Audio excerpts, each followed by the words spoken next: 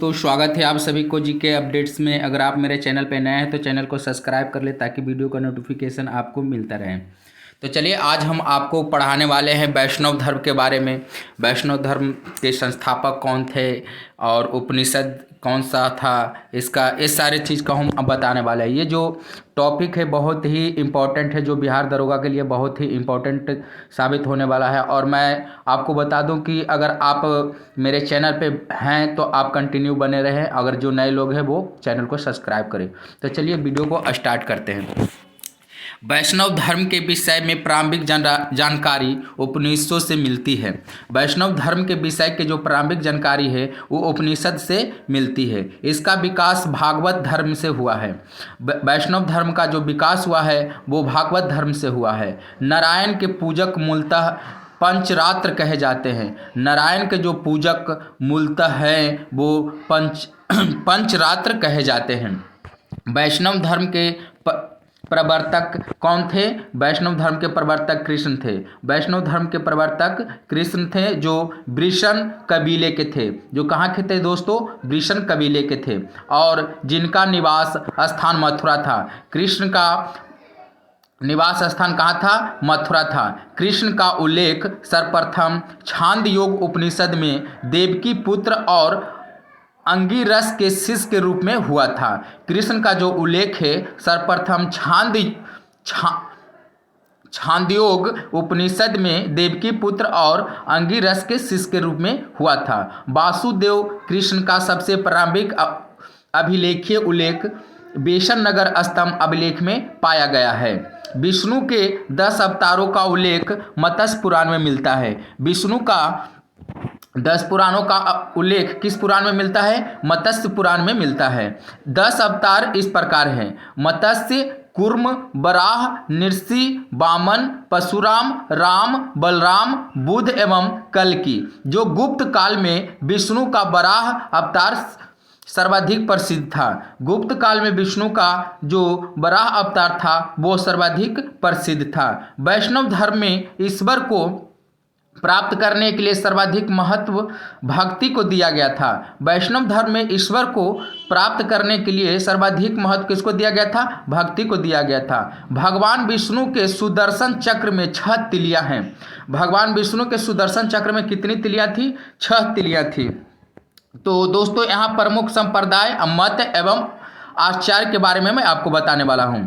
वैष्णव संप्रदाय विशिष्ट द्वैत इसका मत था। प्रमुख संप्रदाय था वैष्णव संप्रदाय, इसका मत था विशिष्ट द्वैत, और इसका आचार्य थे रामानुज। ब्रह्म संप्रदाय के मत था द्वैत और इसका आचार्य थे आनंद तीर्थ। रुद्र संप्रदाय के मत था शुद्धाद्वैत और इसका आचार्य थे बल्लवाचार्य। शनक संप्रदाय के मत थे द्वैताद्वैत और इसका आचार्य थे निम्बार्क। तो दोस्तों आगे नेक्स्ट मैं आपको बताने वाला हूं प्रमुख संप्रदाय, संस्थापक एवं पुस्तक। तो बरकरी का संस्थापक थे नामदेव, पुस्तक ज्ञात नहीं है। प्रमुख संप्रदाय श्री वैष्णव के संस्थापक थे रामानुज और इस पुस्तक था ब्रह्मसूत्र।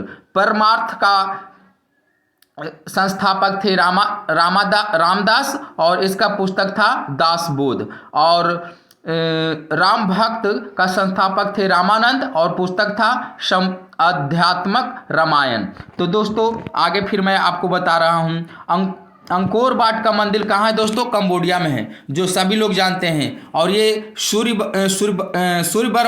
सूर्यवर्मा द्वितीय ने बनवाया था। 1133 से 1155 ईस्वी में बनवाया था। इस मंदिर में लगभग 10.5 फीट ऊंची भगवान विष्णु की मूर्ति है। इस मंदिर में कंबोडिया के मंदिर में विष्णु भगवान की जो मूर्ति है वो कितनी फीट ऊंची है? तो 10.5 है। तो आगे मैं आपको बता रहा हूँ इस्लाम धर्म के बारे में दोस्तों। इस्लाम धर्म के संस्थापक थे हजरत मोहम्मद साहब थे। इस्लाम धर्म के संस्थापक कौन थे दोस्तों? हजरत मोहम्मद साहब थे। हजरत मोहम्मद साहब का जन्म 570 ईस्वी में मक्का में प्रमुख कुरैश कबीले में हुआ था। हजरत मोहम्मद साहब का जन्म 570 ईस्वी में मक्का में प्रमुख कुरैश कबीले में हुआ था। उनके पिता अब्दुल्ला और माता अमीना थी। उनका लालन पालन उनके चाचा अबू ताबिब ने किया था।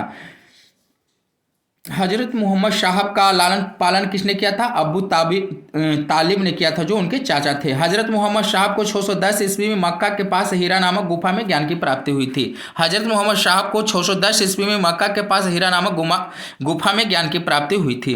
24 सितंबर 622 ईस्वी को पैगंबर के मक्का से मदीना की यात्रा इस्लाम जगत के मुस्लिम संवत हिजरी संवत के नाम से जाना जाता था। 24 सितंबर जो 2022 को पैगंबर के मक्का से मदीना की यात्रा इस्लाम जगत में मुस्लिम संवत हिजरी संवत के नाम से जाना जाता था। मोहम्मद की शादी 25 वर्ष की अवस्था में हुआ था। किसके साथ हुआ था दोस्तों? खदीजा नामक विधवा के साथ हुआ था। खदीजा नामक विधवा के साथ हुआ था। मोहम्मद की पुत्री का नाम फातिमा एवं दामाद का नाम अली था। देवदूत जिब्रील ने पैगंबर मोहम्मद साहब को कुरान अरबी भाषा में संप्रेषित किया था। कुरान इस्लाम धर्म का पवित्र ग्रंथ था। कुरान जो था इस्लाम धर्म का पवित्र ग्रंथ था। यह पवित्र ग्रंथ 114 अध्यायों में बटी हुई है। इसमें 6360 पद हैं। पैगंबर मोहम्मद साहब ने कुरान की शिक्षाओं का उपदेश दिया था। हजरत मोहम्मद साहब की मृत्यु 8 जून 632 ईस्वी को हुई थी। इन्हें मदीना में दफनाया गया था।